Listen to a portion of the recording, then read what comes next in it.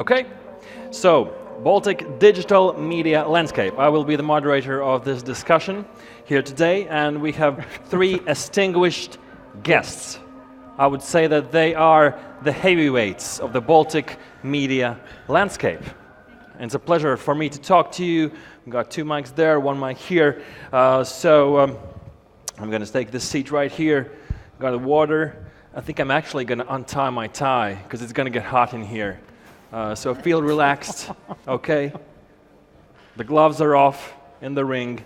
I'm going to take it off, unbutton my shirt, because this will be a good one. Are you ready, guys?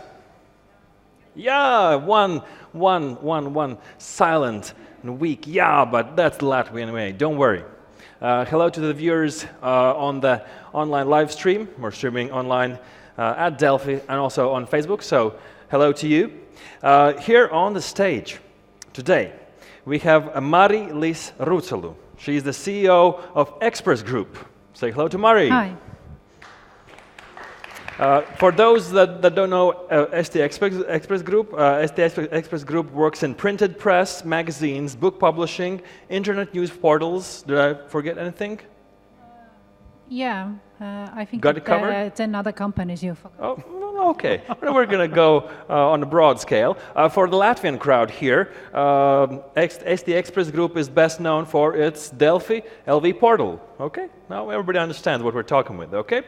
Next one is Andrus Raudsalu, CEO of Postimees Grupp. Postimees Grupp is working with printed press, news and entertainment portals, radio, TV, information agencies, among other things, of course. For Latvian, Postimees is best known for its news portal TVNet and information agency Leta. Round of applause. Thank you, thank you. And last but not least, Christian Anting, CEO of All Media Baltics. All Media Baltics operates in TV, radio, digital advertising, news and entertainment portals, and on-demand video. In Latvia, we mainly associate All Media Baltics with the TV channels TV3, LNT, TV6, radio channel Star FM, portal Skaties LV, and TV Play video platform. A round of applause. Excellent. So we know what we are talking here today on the stage, and the topic is Baltic digital media landscape. So I think that's what we are going to start off with, an introductory question to all of you. So from your point of view, because you have different points of view, how would you characterize the Baltic digital media landscape as a whole from your point of view? Not just talking about digital, we're going to go into digital, but give us a broad overview. Where do you think where are we now in the media landscape here in the Baltics? As you wish. Okay, I have only one sentence to say, that we don't need to be we don't need to be ashamed of anything. So after visiting many conferences about media and digital media, I think that our landscape is quite okay, also comparing worldwide. There's worse in the world. Of course, there's always worse and there's always better. Okay, good answer. I would say that perhaps the question is a bit wrong. So there is no such thing as a digital media per se. So all media is digital at the moment. It is. As there is no digital entrepreneurship, all the enterprises are digital. So basically we are talking about the media. So let's not just stick with the digital media. But for the landscape, I think there is a lot of uncertainty at the moment, and especially looking towards All Media Baltics. So it's the question mark is in the air. What is happening to those guys? We see that a lot of not traditional media companies are stepping into media landscape. So telco specifically, what they will bring, what this will create, we will see in the future. But this is very interesting times we're living in. So I want to underline that, because there's no more digital media. That is what you said, and I could agree with that. We're going to talk about printed press in a bit, but we'll see where that takes. How about you? Well, I think all media is digital now. It's not that there's no digital media. I think that all media is digital by now. So this is a little bit artificial differentiation that we have had in our way as traditional media companies to embrace digital is something that those boundaries are gone, and that is, I think, what we are seeing in the market. To answer your initial question, how to characterize or describe the market, I think it is a very innovation-driven market is what you see. There is a lot of energy in the market. You see it in conferences like here, where there is a lot of things going on with the right level of competition and with the challenges that a relatively small market then brings with it. So there's high energy, there's high innovation, and high level of competition. That's how I would characterize it. Mm-hmm. High energy. Okay, I'm going to write that down. But let's talk about then the digital media. Okay, so right now we understand everything is digital. What are the trends or the problems that you have to face, all in all? Because everything can be good. Of course, I understand it's good in the Baltics, but there have to be like some trends you have to face, work around, problems in the digital landscape nowadays. And don't tell me everything's good, because it's not. Yeah, of course. The big fight is going on in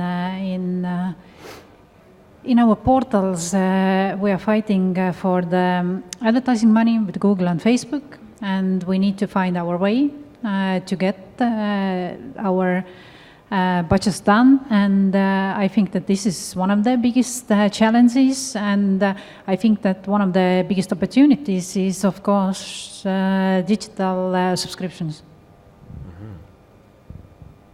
Mm-hmm. Yeah, I totally agree with that. I would even take this picture a little bit broader. I think that, again, the world is changing around us. I would say what is one really interesting step is that if you were monitoring what Apple did last week, or what was it, 2 weeks ago, when they actually stepped one step closer to, I would say, post-mobile or post-smartphone world. So actually we will have, probably in a few years, having those wearables, speaking through the AirPods, and then, if this small screen that we are carrying around is going away, so how this would affect us all. So this is quite interesting challenge actually we will face. So there are technological changes in the world that are happening, which we can't stop in any way. So we just have to go along and find new ways of doing business. Does media have to translate into the audio platform nowadays more, that we have AirPods and other audio devices like Alexa, Siri, and other ways? Yeah, if you see what is happening in the world, so that the podcasts are blooming, so there is a reason for that. I'm not sure that all those guys who stand behind this podcast renaissance are thinking or thought at the moment that we would probably are shifting into no screen world soon. But yes, it's definitely a new business horizon for, I guess, all of us. Hashtag no screen world. That's a good one. Write it down. How about you, Christian? Well, maybe just a comment on the podcast. I do think, because we are looking at that as one of the topics that we hear more and more. I think it is a little bit also a reflection of consumers coming back to wanting to hear stories, and especially local stories. So the podcast, and on the back of that, we are seeing also a little bit. It's not a renaissance, but a bounce back of radio as a segment.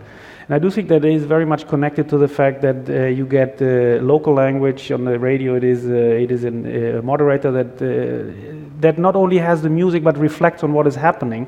So it is a combination of local content, relevant local content, and local language, that both on the podcast side and on the radio side, maybe one of the trends that will gain even more momentum going forward. Mm-hmm. Okay. And, I think that podcast is, or like radio format, this audio format is the only format of media which you can consume by doing some other things. So when you are at the gym, or when you are walking with your dog, cooking, whatever, then this is the only media you can listen or consume while doing something else. That is an interesting insight, because I have to agree, because Of course, with your eyes, you're seeing something, you're taking in the world. Audio and your ears, that's something that's like a side effect, right? On the side. So actually, you can do all these things. And I think we had actually a discussion about podcasts earlier before that, and podcasts about news. That's not a far future, right? Yeah, but I would agree and disagree. Because there is something which is not here yet, so it's not commonplace to use that, but if we go into the world of augmented reality, then basically it's also something that you probably be able to consume. Paint me a picture. How will news look in the world of augmented reality in 5 to 10 years when all these devices will be available to us like bread?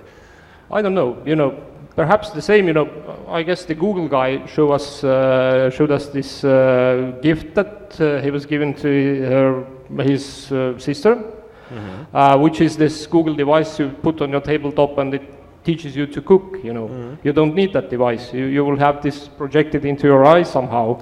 So which means that you are walking the streets, something is projected into your eye.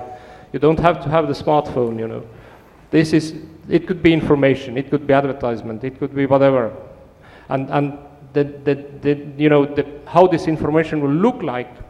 There are definitely going to be new standards, new formats for that, as well as new formats for advertisement. So this is something we need to think about now, because in 5 years this is going to be commonplace. I wanted to touch on something that you said before that, and that is the large companies like Facebook, Google, and others. A topic that has been raised in some discussions, not only in discussions, is taxing them, giving digital tax for the large companies. It's debatable whether it will be implemented or not in the future, but what is your opinion on that? Should large companies be taxed? Of course. Why? Why such a strong opinion? Yeah. In Estonia, we have initiated, we have initiative that we are driving this digital tax law with all the media companies, because that is the main thing, which is to be treated equally, which means that all the media companies which make business in Estonia, they pay about 25 million of taxes per year, and euros. And there's platforms which we are not only talking about Google and Facebook. These are all the platforms. I mean, like AliExpress or Spotify or even Etsy.com. So they are making money on our markets like Latvia, Estonia, Lithuania, and they don't pay any taxes in here. They don't usually create any jobs as well. We're not talking just about news and media, we're talking in general. Yeah, in general. This is in general, like platforms. So, and we have initiated this digital tax law in Estonia, and we have gone quite far with that already. So we have proposed the law to the government as well, and it hasn't been accepted yet, but we're working towards that very hard. Jaman, do you agree, disagree? Yeah, sure. Give a simple example. You being a Latvian, you would love to have nice roads to drive on, healthcare that is functioning, education system, and this is all financed by taxes. And then if somebody comes from outside and takes the money away from the market, and no taxes are paid, so how do you pay your roads? How do you educate your children? So this is quite normal that you pay your taxes where actually you get your money from. But do you really think that is realistic? I understand you're far in Estonia, but do you really think that on a higher level or on a European level that can be managed with all their money, all their power? There are already 10 countries in Europe, approximately 10 countries, which have initiative already gone very far. And as you maybe all know, in France, the law enforced in July. And so there are Italy, Great Britain, Slovenia, Czech Republic, Italy, then Spain. So they are all moving towards that. So basically it works not from top to bottom, but from bottom to top. Everybody will do that? It depends, because the OECD is also working on a solution right now as the worldwide solution. But they have been working on that for many years already. So, and our thought is that we're not going to wait for that. We are going ahead with our initiative. Yeah, like I guess that the big companies would understand that at one point as well. You know, if there wouldn't be any education system in Latvia, then nobody can read, which means that nobody can use Google services. Well, perhaps there would be audio services or only audio services at one point, but nevertheless, you know, you have to give back something to the society that actually feeds you. Let's talk about the advertising markets. In the recent Baltic Media Health Check research paper, by the way, it's available online, so I really recommend you to get it if you're interested in media and where we are right now. We saw in this paper that the advertising market grew in 2018, which is good for also for media, but it hasn't surpassed its peak in 2008 when it was $406 million. Euros, sorry. So what are your predictions about the advertising market? Will it ever reach the peak point of 2008 for media?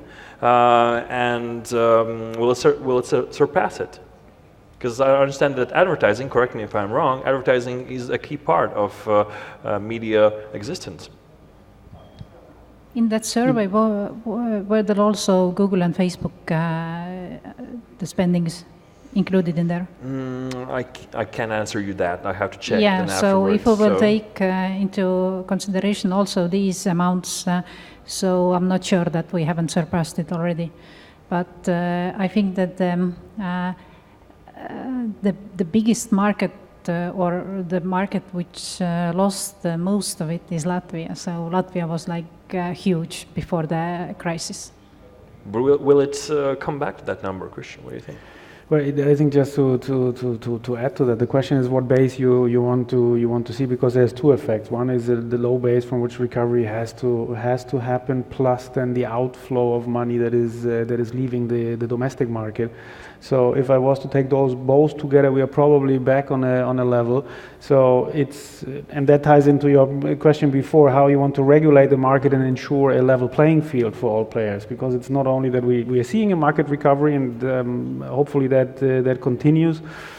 Depends on the economic outlook now a little bit, but again, there is also then the second part of it is, and where is this advertising money and where are these budgets ending up? And right now there is a big outflow of money to big global players. Mm-hmm. So if we look at the numbers in this research paper, some are doing better, some are doing worse. But of course, we want a diversity of media in the field, so there are diversity of opinions. So, looking at media, what evolutionary steps have to be taken so a company can exist in the future? We have seen some examples here also in Latvia, when a media grows out of its printed press, does events, etc. What has to be done? Does it have to be like a package deal nowadays to survive financially and grow maybe in the future? I would say yes and no. Perhaps, you know, all the models will work. You know, you could have side businesses that keep you running. We, for example, for a long time had this classified business, which kept us very heftily profitable. So again, you can sell it, then you have a lot of money. This is also good. Classified business. Yes. What do you mean by that? Classified portals, you know. Like SS in Latvia, so we didn't have any in Latvia, by the way. Well, actually, we had City24, which is still compared to if you compare it to SS, but we had really strong presence in Lithuania and also in Estonia. But this is past now anyway. So, but I think also there is a model that we haven't explored to the fullest yet, which is subscription. So I guess Spotify, Netflix have done a good job, you know, to educate people all over the world that you have to pay for good content. And this actually coming back to what Christian said, that when he mentioned about the podcast. So actually people need the local news, they need local content. And what is also protecting our market, we are speaking those secret languages, so it's not English. So therefore we have something to offer, and this is definitely also a way forward for the media companies to start actually charging for the content. I have a very short answer to that, independent journalism. And how does paid media help that? I mean, when you have independent journalism, then you're a healthy company and you can earn money on that. Okay, Christian? I think ultimately it's going to be a mix of subscription-based and advertising finance. I mean, we see that there was a lot of trial and error around the subscription models, but the success stories that we're hearing now on the digital side, when it comes to journalism, also shows that people are more and more prepared. So the ground has been set by maybe entertainment-driven platforms like Netflix or Spotify, but it is the first time also in the panel before, when you hear those numbers, you see there's an increasing amount of people that value journalism, that value news, and are prepared to pay for that, or to follow it through advertising finance. So I do think there will be a dual model established going forward. Now, to what weight and how fast those will be developed, I don't know, but there's certainly now a very high traction for subscription-based models.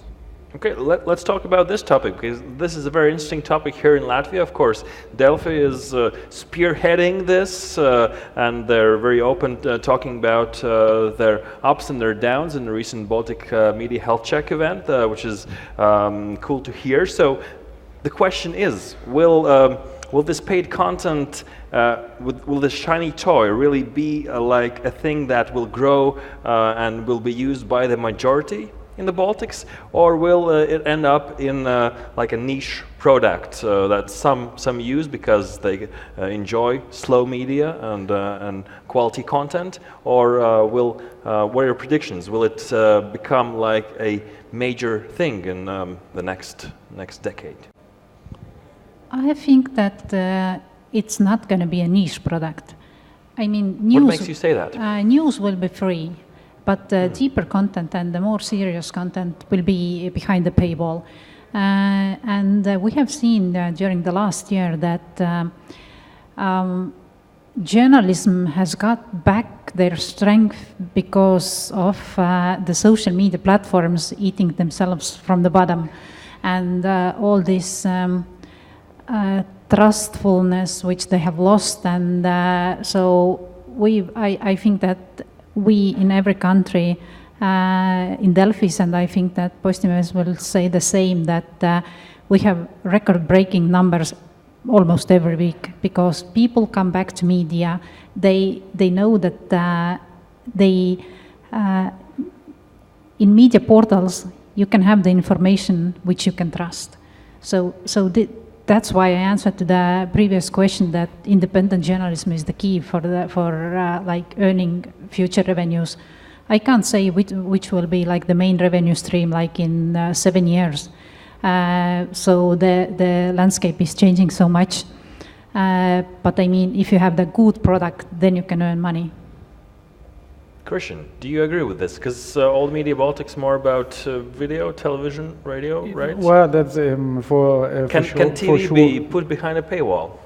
Well, the pay TV has existed for almost as long as free TV has. So, or commercial television started, and then there were the pay TV platforms established for certain types of content that were early on kind of made for pay, like sport, premium sports, or movies. So how far down the value chain that should be extended is something to be seen. But I do think honestly that it's very encouraging news to see this traction that we are seeing on the digital side now. That there is an appreciation and evaluation of content. It's basically what people do, and I fully agree. It is the trust in established brands that is bringing people back also to the brands they know in a world that is so difficult on the media side to judge are these real news, fake news, what type of news it is. So you have like lighthouse brands like our three companies would represent, where people know that is a safe place to go to finding media, qualitative media, and then taking a decision either to pay through a subscription or through consumption of advertising. I think that is an encouraging development. Mm-hmm. So if we're talking about media audiences, a thesis that media audiences are declining, Is it true or false, or is it just the change of media that is used? If we take, for example, a printed press in this Baltic Media Health Check paper, the lines are going down. Lines are going down, and a question we ask is, when will printed press die? Forever, right? But do you think there is a rock bottom for media audiences, or it just jumps from one pot to the next? I guess your question is the same, that will the VHS kill cinema? No, it didn't. So no, actually I guess all the forms of media will remain. So perhaps they will change in their way of consumption. Perhaps at one point printed paper will be more of a slow product, which you are really taking your time to enjoy. Nevertheless, they will all stay there. So and by the way. We should be very aware that it could be, this vicious circle that we are inducing, saying that some forms of media will vanish. For example, look at what happened to the papers. I'm sorry, talking about the papers on this digital media panel, but if the papers get thinner and thinner, then of course there is no point of subscribing to that. What we did, we actually made the paper thicker, so Postimees is now 32 pages. I guess there is no other paper in the Baltics that thick. Express maybe is, But this is weekly. One. Yeah, exactly. So, and actually we stopped the outflow of subscribers. So we're still losing subscribers year to year, but this is going very, very slowly. We introduced a new paper for young audience. And this is actually going great, it's completely new product, just for the kids, and the subscribers are showing healthy growth. So it's, again, if you have the same that actually everybody has said, if you have good quality content, if you really provide value for your customers, then you shouldn't be worried too much about your being alive in 10 or 15 or 100 years. You know what the first video shown on MTV in Europe was when they launched? What is that? Was Video Killed the Radio Star. So, and that was a gutsy PR move by MTV at the time, and then declaring the death of radio. We had it just at the beginning of the discussion. So I think it takes a while to really kind of completely kill. Again, evolution, adaptation, that's all fine, but I also trust that there still will be newspapers in a couple of years from now. So again, it's about evolution, about adaptation, about changing the business model, but I do think there will be for a long time still what, if you want to call it traditional media, but the established media genres in one form or the other. So let's talk about radio a little bit, because also digital, my question is, when will linear radio die? Because TV is going on demand, right? You have all these platforms, you can get content on different platforms. Radio still, of course, some is on demand. Still, linear radio is living. Will it live forever, or will it change its stripes and colors and go more on demand? For example, in podcast form. I think, as always, we will have both, but I do think, and that is what we're seeing, these resilience of radio even come back now. I do think it is built very much on a very intimate relationship that the DJs build with an audience. So, and that is something that you have in a more sterile environment, like on a Spotify. You don't have that, and playlists are great, and we all use those. But you have, if you want, disappointment when I'm driving to my job, when I'm doing something in certain ways. You have, again, this local attachment. It's a DJ that you relate to, that you have an invisible bond to a certain in a certain way, which is a curation of content, which is a storytelling, again, that I don't think it will disappear, and we're seeing that is becoming even more relevant. But people see that as part of the entertainment. It's not only about listening to the song, but that it's also valued, the curation and the storytelling that the DJs do. You're saying that radio is doing good, but I think the numbers in the Baltic Media Health Check said that Lithuania's 5 most popular radio stations, their audiences are falling. So what will bring radio back? Is it more back to talk, more back to just music in the background in your car? I can give you an example. So we had, and this is not a magic formula which can bring every channel back, but we had a failing radio station called Uno in Estonia. 3 years ago, we did a complete reshuffling of what it is. So in 3 years, it has grown 3 times. So it's one of the most listened stations now. But this actually, again, we came back to that you need to know your audience. You need to know what they want. There is completely different programming now, and it's growing steadily. So I can't tell that the radio is dead based on that. So it's actually, you have to find your audience, and then of course, tastes change. You can't go with the same formula used 10 or 20 years ago. Which worked on those people at that time. So you have to change with your audience. But if you can provide value again, you can survive and you can actually strive. I think we're actually coming back to what you said in the beginning, that media has to be on high energy, evolutionary, finding their new product. So podcasts. Let's talk about podcasts. We had a lecture here, a guy from Slovakia, presenting their, as they said, revolution of podcasts. He gave us all the details, how they did it in the Baltics. I think it's in a blossom period. Delphi has their podcast platform. So when will podcasts in the Baltics climb out of that blossom period and actually bloom into the beautiful flower? Ooh. I don't think that it's going to be only podcasts. It's never, you don't have this to the complex question, simple answer. But in Estonia, we don't have any radio stations in any country, so we are producing only the podcasts. And in Estonia, they are really blooming. So, why so?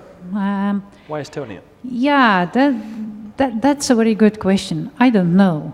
Is it the content? I think it's about the content and about hitting the audience, as Andrus said previously. So we are really doing good in podcasts in Estonia. We are also doing podcasts in Latvia and Lithuania, but we have the most advanced market in Estonia. So people are already searching for certain podcasts, weekly podcasts, which is sports is doing very well. We have different sports podcasts, I think at least 5 to 7. And we are trying different formats all the time. So we are killing the formats, so we are introducing new formats. You have to be changing all the time the products to find the niche which works for you. How about you, gentlemen? Are you going to invest in podcasts? About the blooming, I would say, of course, now then our podcast experience mostly is based on the radio station. So we have the Kuku station in Estonia, which Kuku. is yes, Kuku, which is the well-known talk radio, the most popular actually privately owned talk radio, and the only one privately owned, I guess. Äripäev as well. Oh yeah, Business News. Now Äripäev has as well, yeah, and some of the shows have actually very keen podcast audience as well. And we were just counting a few months ago, and then actually our podcast audience is larger than on some small radio stations at the moment already. So again, if you have a good format, if it's something that people like, then it's definitely going to bloom. So a question to you, Christian. Yeah.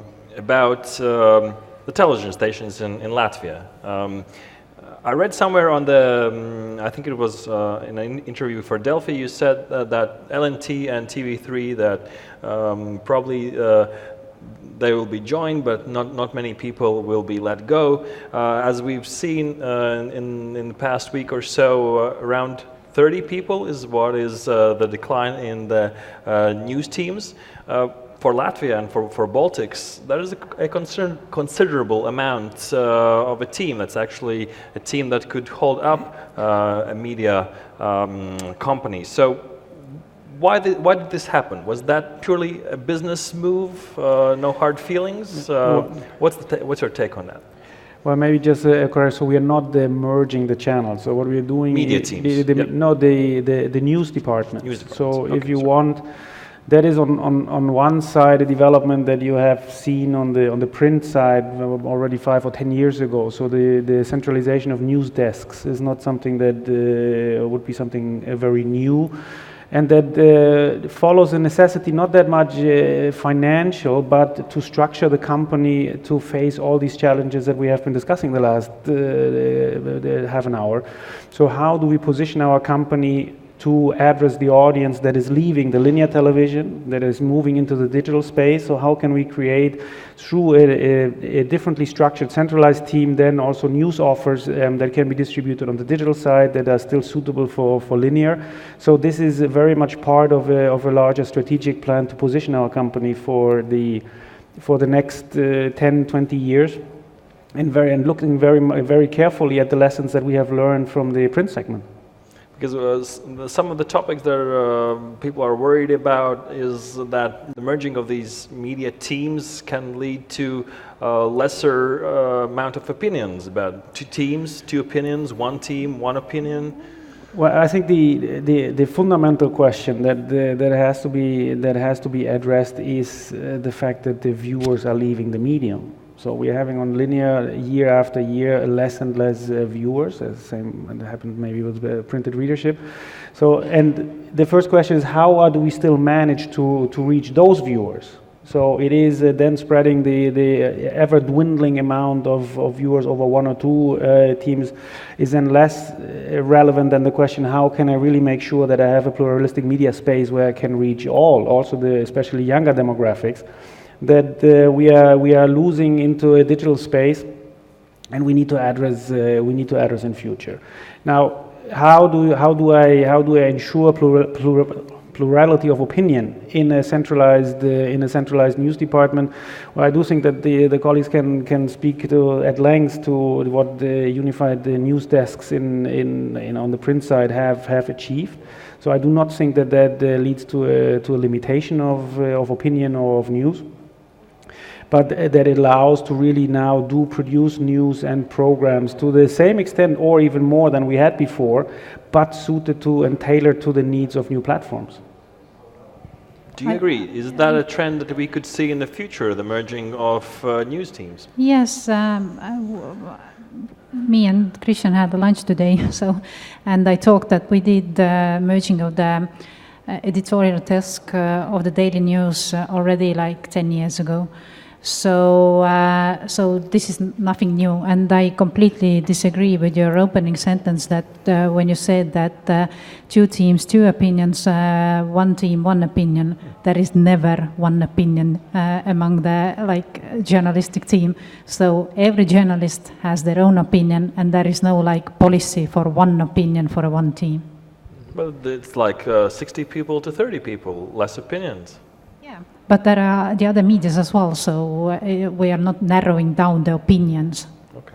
And then actually I would say also that the good editorial team works as one organism, so it's not like a lot of course, a lot of people, a lot of different opinions, but then again, a good editorial team can fully, develop their independent opinion on anything, and then basically this stands out. And then, of course, I would also comment on that, is the merging of teams necessarily a thing of future? It might be in certain areas. It makes sense to, actually have a stronger teams. Perhaps also, by making the teams smaller, you can actually pay people more, which means that they're more happier and more motivated to do their work. There is also, out of this, development ideas, what we want to achieve, you can also demerge. For example, we are at the moment demerging. So we have had entertainment section for a very long time within the Postimees team. We are taking it out now. So to have this, white, clean journalistic content separated from tabloid content. So, it depends on your aims. So it's not necessarily that we all merging into one.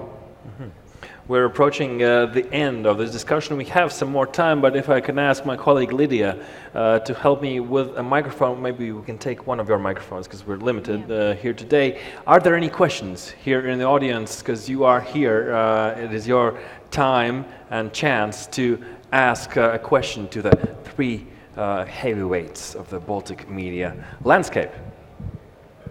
Yeah, one in the last row there. Please state your name and who you represent. Hi, Artis Ozoliņš, representing Eesti Pool. We sell Facebook, Twitter, LinkedIn in the market. Just wanted to make a note that this is really the best panel I ever experienced. It's a really quality audience. Unfortunately, not so many. So this is why I'm going to ask a question, just out of the curiosity and with respect to the panelists. Yes. So by saying that you want to impose a tax on a Facebook and Google in the market, do you think it will help advertisers in the market, and it also will help you to bring back the revenues that you have lost? Do you really think so? And why do you think so? No. If you listen me carefully, Artis, we know each other. So we used to work together. So I said it's about treating equally the players in the market. This is what it's about. We need to we need to do our job ourselves. It will not help media to bring back some circulations of paper media or something. No, it's not about that. It's about, like also Andrus explained in here, so if if the companies earn money on the market where they are, they should contribute to the society as well. Fully agree to you. Got your answer? Yeah? Thank you. Thank you. Any other questions? Please, do use this chance. It's not always you can get such fine people on the stage. Yes, a question there.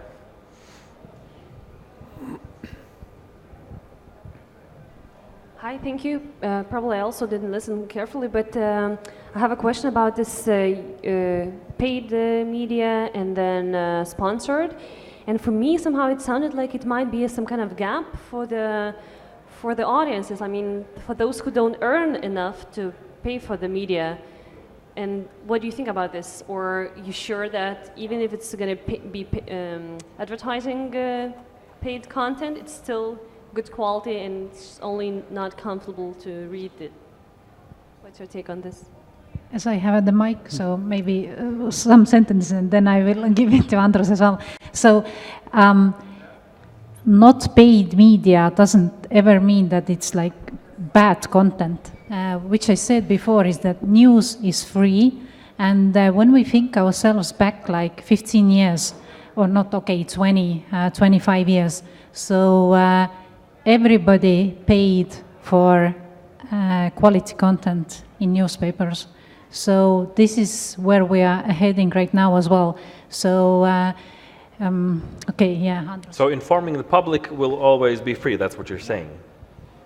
Yes, and then actually, you know, if you look what the media does, actually, it's basically, you know, you buy food, but this is food for your brain. So you know, you need to feed your brain as well if you don't want to end up, you know, being devastated somehow.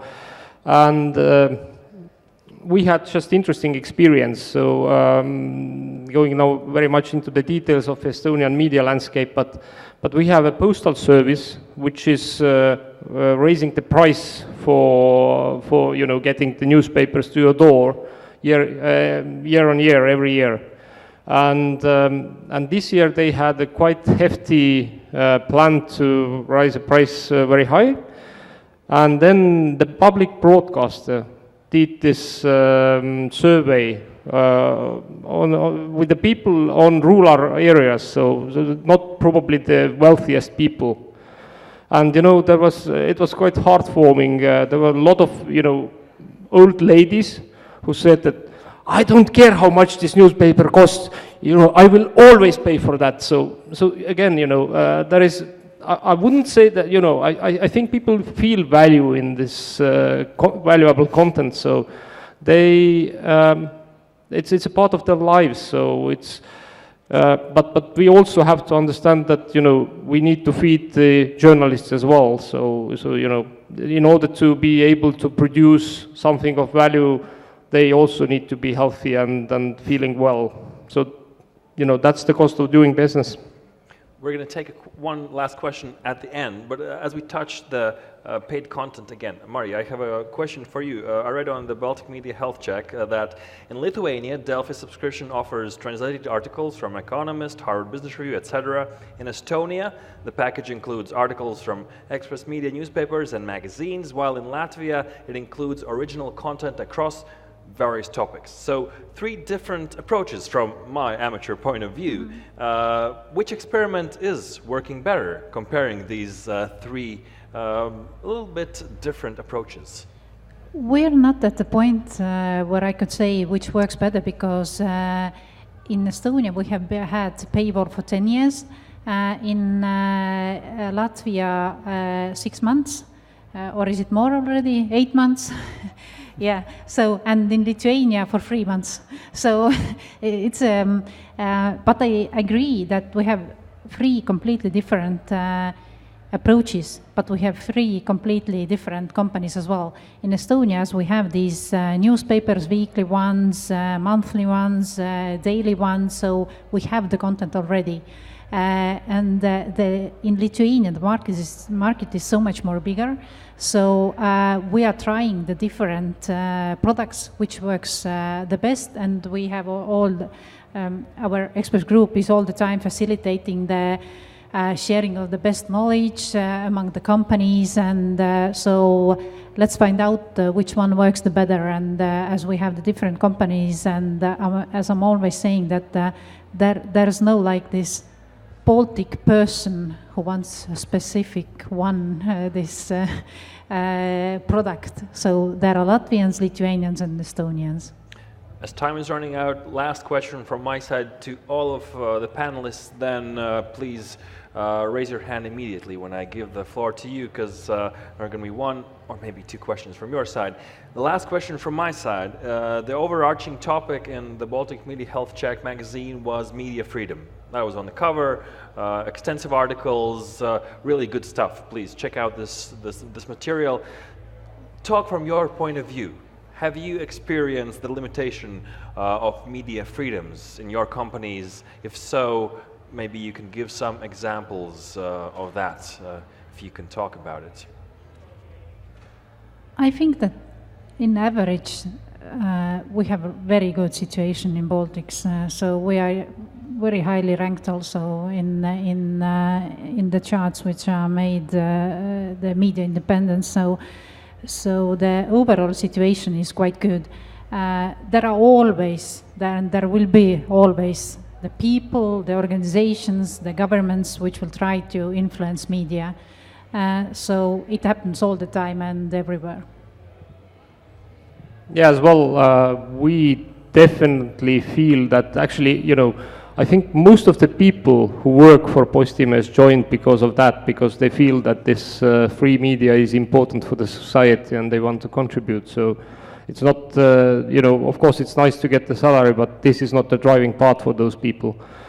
And I guess the good example of this freedom is that if you've, you know, followed the news, then in several occasions actually Postimees editorial has de-elected editor-in-chief, which they actually didn't felt that is good enough for them. So I guess there is, we are very free. Okay, Christian, how about you? I think I can only agree that we are in a very healthy situation. There's always areas and things that can be improved, that need to be monitored, but overall I also do think that it is a healthy situation. That's good to hear. That's good to hear. The floor is yours. 1 question, another one. Please raise your hand. 2 questions, 1. Okay, that's the final one. Make it a good one. Hello, my name is Ingus and I represent Latvian Delfi. My question is specifically to Mr. Anting. When the previous Baltic media health check was presented a year ago, your boss of Providence Equity, the Frenchman, I forgot the surname, he made a very impressive presentation about how you are strategically very devoted to invest in TV Play app. He explained a lot how this is the only way how to survive of local languages to Netflix, HBO, because people will leave sooner or later linear television, and people will need local series and local sports. Now you're practically silent about it. What happened? There has not been any change in strategy. Just to answer that question, we have been busy in executing our strategy now. So we made an announcement. So the commitment to pushing what is a new digital offers, entertainment, sport, but as we announced last week, also in news, is something that we have been working on, that we have been heavily investing as a company, and that you will, at the end of this month, see the first outcome of that. So the TV Play there's going to be a new service launched under the brand Go3, which is a subscription-based service, and it's the first of a number of services that we are planning to launch. So Go3 as an SVOD service in the fields of entertainment and sports. So strategy continues to be intact. We needed some time to really kind of execute it, and now the first outcome should be available in the coming 2-3 weeks. Thank you. Okay. One last short question. 3, 2, 1. Time's up. Ladies and gentlemen, please put your hands together for Mari-Liis Rüütsalu, Andrus Raudsalu, and Christian Anting. Thank you. Thank you. Thank you very much.